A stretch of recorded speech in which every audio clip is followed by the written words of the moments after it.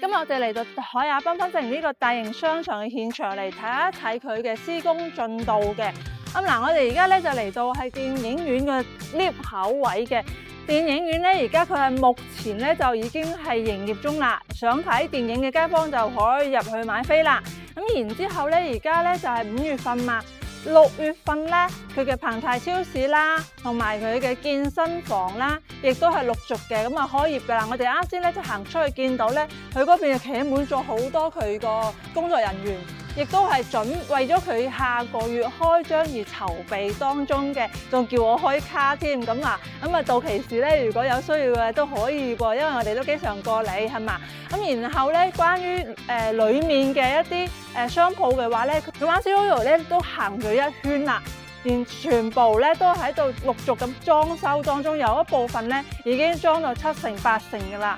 但係咧就唔允許我哋就拍攝嘅，因為咧佢話要將最美麗嘅一面呈現俾大家嘅。而家咧裝到8、9成仲未好睇，就先收埋先，俾個驚喜俾到大家。以我所知咧，大型嘅食肆啦、小型嘅快餐食店啦，同埋各種各類嘅呢個奶茶、咖啡啊，都係有嘅，即係形形色色嚟自世界各地各種品牌嘅一個餐飲都喺一度。兼且仲有啲品牌嘅金鋪啦，品牌嘅電子產品鋪啦，同埋一啲非常之品牌，我哋女士好中意嘅一啲化妝品啦、品牌店啦，都有㗎。但係而家咧暫時都未能夠可以公開俾大家，但係我睇到啲牌子咧都好開心㗎，仲有好多親子主題嘅一啲設施啦、餐廳啦，即係非常之適合我哋一家大細老亂亂一齊喺度玩嘅。佢嘅中庭大廳咧，目前咧亦都已經做好晒啦。到晚上佢開燈亮起身上嚟嘅時候咧，真係好鬼靚嘅。同埋佢海雅佢嗰兩棟大型嘅建築物咧，佢都已經整好晒啦，非常之靚仔嘅。咁呢個商場係地下3層、地上3層，加埋喺上身總面積係去到60萬嘅平方米㗎，足足咧係深圳嘅海雅繽紛城2倍咁大㗎。所以可想而知，到期時我哋號稱中山最大面積嘅一個商場，大家一定唔好錯過。就算話唔住呢度，我哋都要過嚟逛一逛㗎。你話係唔係呢？除咗睇佢商場之外呢，都會帶翻啲特價單位俾到大家嘅。如果話想投資出租，或者咧平時出入去旅遊嘅時候有一個地方俾你自己落腳嘅點嘅話呢，真係考慮一下細單位係非常之唔錯㗎。所以事不宜遲，鏡頭前嘅街坊快啲點個 like， 然之後我哋而家就上去睇單位先啦。Let's go！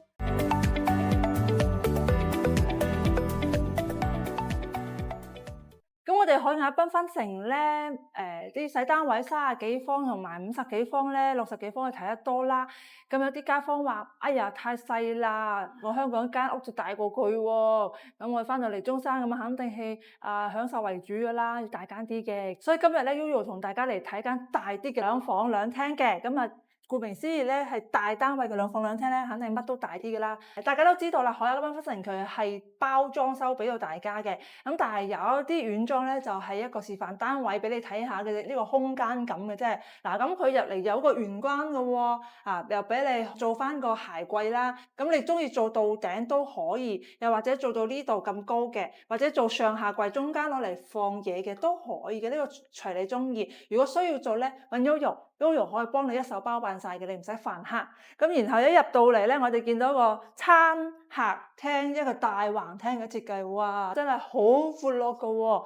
呢個咁大嘅大橫廳真係好正啊！如果你話中意擅長開 party 嘅一啲家庭咧，我比較建議你揀呢一種咁樣大橫廳嘅。咁食飯啊、會客都可以共享一個100寸嘅大電視機嘅。佢而家係放咗個55寸比較細隻，但係佢好大幅牆啊嘛，你都幾大電視機都可以放得落㗎。同埋咧我哋而家仲睇到個露台咧，佢係同嗰個大橫廳一樣係咁闊落嘅、咁長嘅。咁我哋一齊出去睇睇啦。哇，好大嘅一個露台啊，超正啊！呢個平時咧，我哋睇海雅繽紛城，雖然話有露台，但係人哋係短短細細嘅，但係佢咧真係做到比較大嘅，所以大單位有大單位嘅好處嘅。我哋咧就係一齊入去再睇下其他功能區先。行到過嚟咧，呢個單位嘅好處就係獨立式嘅廚房，不特止，佢仲有明窗㗎。係明廚嚟嘅，唔使擔心油煙焗啊乜嘢。而且呢個單位咧係可以明火嘅，再都唔使用電磁爐啦，係咪？跟住我哋再睇下而家房間先，佢係2個房噶嘛。睇房間之前咧，公共衛生間喺呢一度嘅。咁嗱，呢個咧就係交收標準嘅，你見到嘅呢啲都係俾到你嘅。嗱，而家 Yoyo 入咗嚟，行幾步俾你睇下，3步先至行完呢個洗手間嚇。細步嘅，證明咗咧佢都唔係話非常之細嘅。你真係大肥仔咧都可以嘅啦，舉高手都未到嘅，比較高嘅。咁啊，證明咗洗手間其實都幾闊落下嘅，完全唔使擔心佢細啦。一個工位，跟住咧2個房間，我哋睇睇客房先。客房咧，佢而家呢度咧就放咗米3嘅床啦。米3嘅床咧，我哋呢邊就比較建議1個人住。咁然後咧，佢亦都整埋呢個衣櫃俾你感受下。衣櫃同床放咗之後咧，呢度仲有位俾你可以行嘅，係有位置嘅。嗱，衣櫃係比較深嘅嗰種衣櫃嚟嘅。咁然後嗰度仲有一個大嘅飄窗台嘅喎，可以成間房咧都係非常之光猛嘅。呢個咧就係小房間。咁我哋就睇下主人房有幾大先。主人房都係有一個洗手間嘅，呢個單位每一個洗手間咧都係有自己窗嘅，包括啱先工位都係有嘅。咁嗱，呢個就係主人嘅一個洗手間位嘅。咁到期時佢仲做咗劃幾格嗰啲俾你放嘢嘅，都比較貼心啊嚇。咁呢啲都係做好晒交付標準，就係而家你睇咗呢啲嘅。咁都幾闊落一下呢個洗手間。咁我哋就睇下房間先。房間做晒衣櫃，再放咗雙人床之後，3邊落床可以俾到你嘅。咁你話佢呢張床咧，我目測就係1.5米嚟嘅。如果你話想放1.8米嘅大床咧，我建議你可以靠邊靠一靠，留翻啲位俾你去行過道嘅。咁成間房咧就會再闊落翻啲。咁然後飄窗位咧都係全陣送翻俾你，比較闊落嘅，光猛度都比較好。畢竟佢係咁大一個窗嘅。咁呢一度咧，佢就係講緊85方啦，係我哋海雅繽紛城裡面比較偏大嘅一個單位嚟嘅。咁而家個人啦，佢搞緊特價嘅呢啲大單位咧，咁裝晒收交輔導俾你咧，總價只需要66萬就可以攞低啦，因為大單位有優惠活動。如果鏡頭前嘅街坊話我仲想再大啲，有冇啊？可以3房都可以噃，咁冇問題啊。咁接下嚟我哋再睇下個大單位，亦都係搞緊特價嘅嚇。Let's go！嗱，而家我哋睇現時在售最大嘅單位102方嚇。咁我哋而家入嚟睇到咧，首先嗱，呢度都係可以放鞋櫃嘅。隨便你放幾大都得，你中意自己買一個翻嚟又得，叫 Yoyo 幫你訂做又得，呢個隨便嚇。然後咧入嚟左手邊咧，佢係一個獨立式嘅廚房嚇，入嚟睇下先。咁交付標準咧就係而家咁啦 ，U 字型嘅，哇 U 字型大家都知道好好用嘅，但係佢留翻個位置咧，我見到係只能夠放單開門嘅雪櫃，放喺度1.8米高嗰啲大雪櫃都夠用嘅其實。佢亦都係呢個明窗嘅一個設計嘅嚇，明窗嘅設計廚房就比較通風啲啦，兼且佢呢邊咧同樣係可以明火煮食嘅，亦都唔使用電磁爐。咁呢個平時開住佢咧。咁就可以通風啦。我哋再去睇下個廳度先。一行入嚟咧，因為呢度係2房2廳嘅，咁而家呢邊咧亦都係一個超級大橫廳，哇！比啱先嗰邊仲要再闊落一啲嘅大橫廳嘅。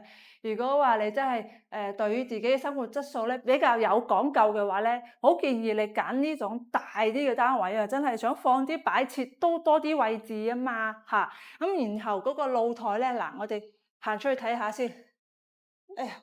哇，超大風啊！啱先關起咗，而家一打開，可能咧到期時你將廚房嗰個窗打開咗咧，真係南北對流啊！好幾嘛，哇，好舒服啊，好涼爽啊，真係超正啊！平時喺度飲茶、睇書、曬太陽啊，真係咁大個露台，大家一齊共享咯，成家人，你話係咪幾開心咧？嗱，咁我哋而家望出去咧，就係我哋海雅呢個60萬平方嘅呢個大型商場㗎。咁而家咧就已經見到，哇！好多工人都喺度施工緊嘅。上星期 Yoyo 帶客戶過嚟睇咧，而家我哋面前嘅呢啲綠色嘅草地都係仲未有嘅。咁1個星期時間，佢哋就已經係進展得咁快，可想而知真係喺度好認真咁趕緊呢個進度㗎。咁之前話6月份要開業，6月份開業。其實咧冇錯，佢係有嘢要開，就係一啲彭泰超市啊、健身房啊，同埋有部分嘅牌子咧係將會喺6月份開業，但係冇話係一定成個開晒嘅。咁啊，接下嚟大概佢啱先實樓部嗰邊同我講啦，10月份左右咧，佢就會大面積咁樣開業嘅。所以話咧咁大嘅商場，我哋俾多2-3個月時間俾佢。都可以啦，起碼佢係真係認真咁樣喺度施工緊，趕緊呢個進度。咁然後我哋再睇到啦，咁嗰2棟嘅建築物咧，我哋睇到外立面都已經係全部整好晒啦，佢亦都係喺度內部裝修當中嘅。個整體框架咧都已經係出晒嚟全部啦，商場咧就馬上俾到一個驚喜俾到大家，所以咧千祈唔好心急啦。咁一個2個星期咧，Yoyo又過嚟同大家及住佢嘅呢個施工進度啊嘛。嗱，咁我哋而家睇完佢個老太咧，又去睇下呢個單位嘅一啲房間啦吓。咁穿過翻我哋嘅大橫梯過嚟咧，首先呢度係公共衛生間嚟嘅。咁佢整咗一個鑽石型嘅沖涼房俾到我哋。我行入去睇下 Yoyo 咧傻手地，係咪睇到好似乜都大咁？咁我哋就移動一下都係有位嘅，你所以話即使真係大肥仔都唔需要擔心嘅，係有位俾你沖涼嘅，高度都係好高啊，3.15米嘅高嘅。咁呢個交收標準俾到大家。跟住我哋再睇房間有3個，第一個房間咧佢就係咁樣嘅長長地，你想放一個床又得。或者做書房又得，或者做麻雀房呢啲都可以嚇，比較大長啲。呢邊咧佢又做埋呢個衣櫃咧，後邊嘅隱藏咗喺度。咁呢度嘅話咧，你就唔需要再做其他櫃啦，或者攞嚟做其他收納又可以嘅，比較長嘅一個房間。咁我哋再睇第2個房間咧，就係方正啲嘅啦。可以見到啦，中規中矩，送翻個呢個嘅飄窗啦，跟住放咗個1.5米嘅床，1.5米床3邊落床冇問題。留翻個櫃咧，佢整咗個櫃喺度，其實示範單位就俾你意思係到時咧做個衣櫃都夠位嘅，做完衣櫃之後就咁多位置啦，仲有位置放床頭櫃啦。睇翻我哋主人套間咧，佢就係呢度啦，有衛生間嘅。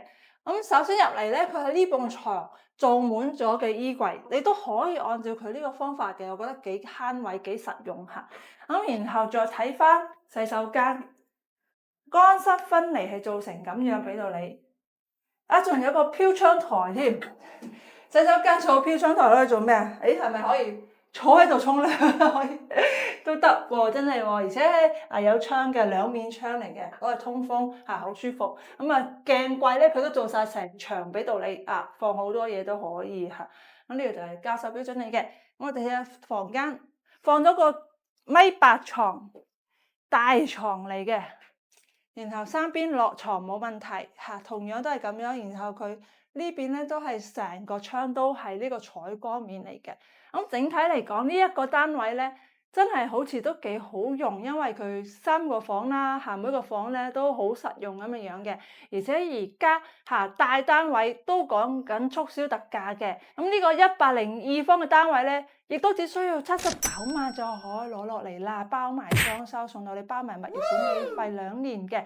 咁然後繽紛城大家都知道佢非常之貼心㗎，仲會送埋你每一個單位一套呢個 AI 康養智能機俾到大家，係比較適合咧。如果話獨居嘅人士，或者平時親戚冇過嚟嘅情況下，自己一個喺呢一度咁樣嘅話咧，喺屋企裏邊發生可能心臟有異常啦，或者喺瞓覺嘅時候時間過長啦，或者亦都可以監測到你喺屋企裏面唔小心滑倒跌親嗰啲都可以即時報警俾到你哋親人同埋呢個管理處㗎。然之後即時咧就上門過嚟睇一睇有咩需要協助嘅咁樣嘅，非常之貼心㗎。